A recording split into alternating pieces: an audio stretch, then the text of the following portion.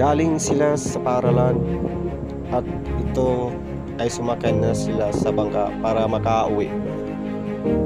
Ang pamasahe lang nito ay ₱5. Kaya maswerte kayo ang hindi makaranas ng ganito. Dahil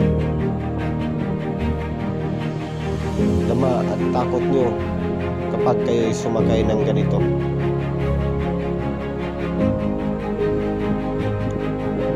Nagsisikap pa rin sila sa pag-aaral